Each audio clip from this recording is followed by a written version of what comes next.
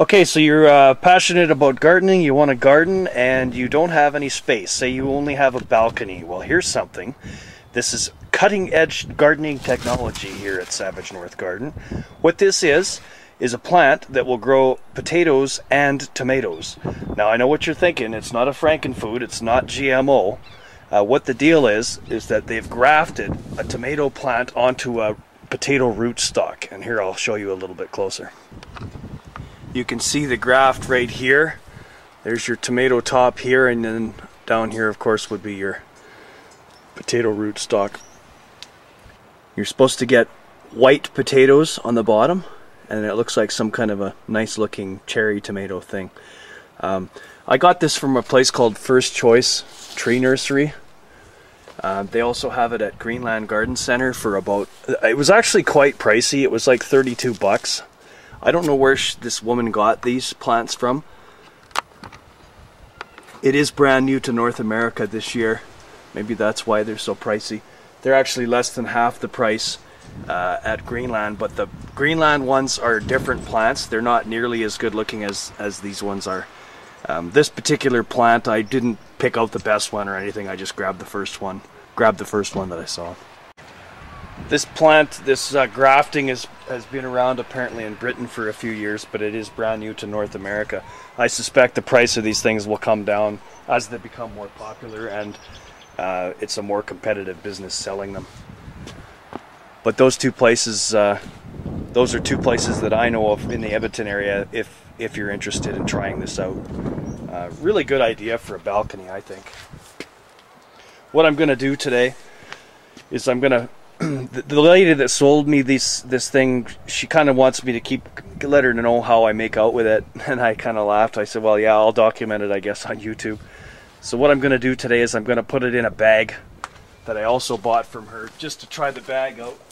I'm sure a lot of you have seen these around here. It's got the little flap to let you steal potatoes. I'm going to try putting it in that this summer and see how that works. So what I've got is a bunch of compost from the municipality. I'm going to screen it and mix it with some peat moss. I don't want to put pure compost because that might be a little bit hard on the tomato. It might not do so good. I'm going to mix it with some peat moss. Peat moss is relatively low in nutrients and has good water retention ability. So I'm going to make a nice mix here, and then we'll see what we get. This compost that I get from the municipality, it's full of lots of lumps and sticks and stuff, and I want a nice mix there. So what I've been doing, this is the way how I like to do it. What you're looking at here is my fire pit cover. Makes a really nice screen. And then I'll just chuck this out.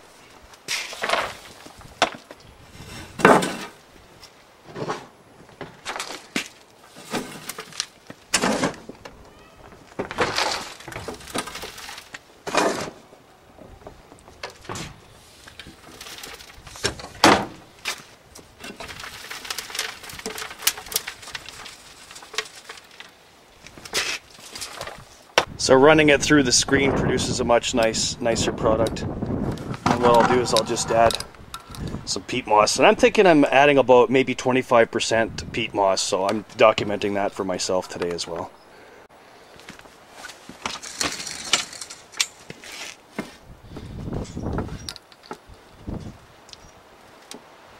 Just using the screen, this thing in the bag, it's in big lumps. Try not to bore everybody too much here.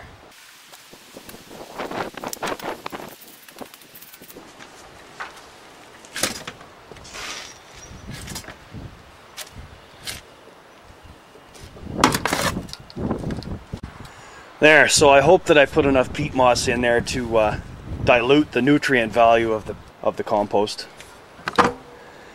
I've done quite a bit of screening already.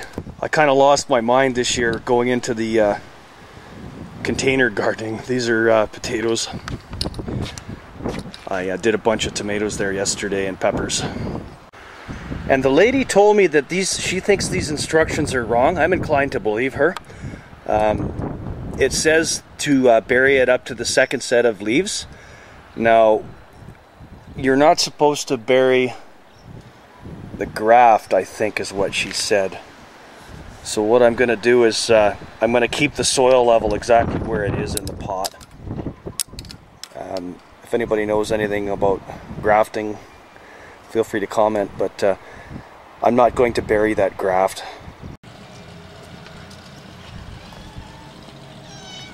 Peppermint. Good dirt today, Peppermint? Out fertilizing, are you? My boy was playing with this sprayer yesterday and I think he kind of ruined it maybe a little bit. I've left the graft exposed. I've never used one of these grow bags before. She asked me to try it. I would suspect that they're probably going to be only good for about 3 years, and then the light is going to make that plastic brittle. I know for a fact right now, I just tried to pick it up and the handles were already ripping off, so I'm not real impressed with that. I think I would definitely stick with the hard pots like I've got the rest of my stuff in.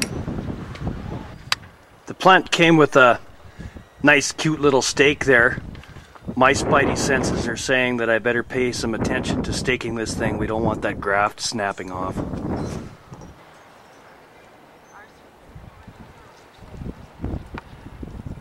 So if you want to learn more about this particular plant, I guess you could check out Supernatural's Grafted Vegetables.